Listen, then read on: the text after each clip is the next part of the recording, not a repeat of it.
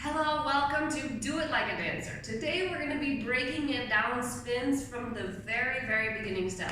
Even if you already know how to spin, this could help you with your technique. And if you don't know how to spin, this video is for you. Listen, it's all very well and good to throw yourself in a circle, but it can be difficult to balance, it can be difficult to know where to start, and it makes you super dizzy. So how do you train for these? Step one is easy. Get used to moving in a circle with this simple 4-step exercise, right? Start with your right foot, you step out, cross over, step back, bring it in.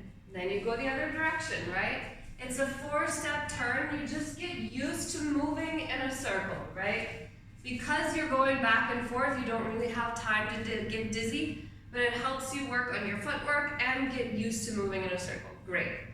Step number 2 is 2-step turns. 1, 2, right? So before, you step out first and then you bring it over. With this, you actually step over first and then bring back, right? So you basically go 1, 2, 1, 2, 1, 2. So as you can see, you'll have to finagle with your feet a little bit. You want to keep your weight on your toes, right? So you want to avoid doing this kind of thing because this is difficult to balance, right? So you have to kind of top.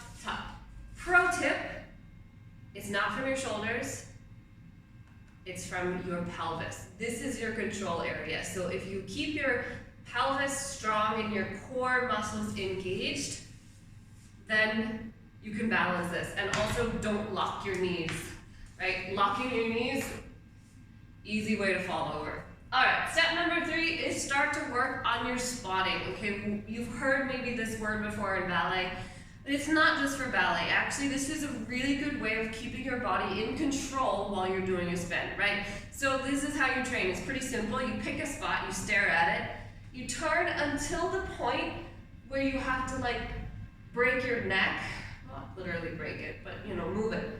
And then at that point, then you whip your head around, find the spot again, and finish turning the body, right? So eventually you just get used to doing this. I recommend working on both sides, otherwise you do get very dizzy, right? And then you just start to speed it up, basically, where you can really bring the head around. So it's not so much that you like this, and then you whip it around and bring it back. It's not that, or that you have to be here and looking back, right? You keep your head in line with the neck and shoulders. You just keep bringing it around to that same point. Honestly, you still will get dizzy, I still do, but it actually helps you stay in control, okay? So we're used to spinning in a circle, we're used to spotting.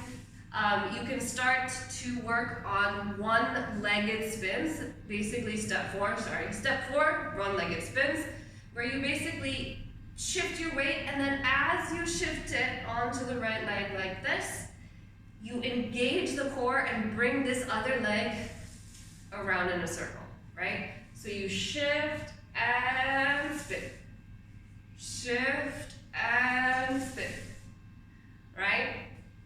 Once we're comfortable with that, now you can start getting into your basic one-legged pirouette type spins, right? The first, you can do these turned in and it's easier. One leg in front, one leg back, opposite arm in front, opposite arm out.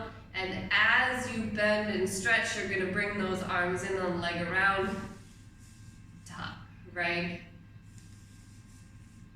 They can be very simple, they can be very slow, very calm, but just enough to get you working on that technique. And then eventually when you start to get all of your spins, then you can add double spins, of course. As you can see, I still fall over when I do them, but practice makes perfect.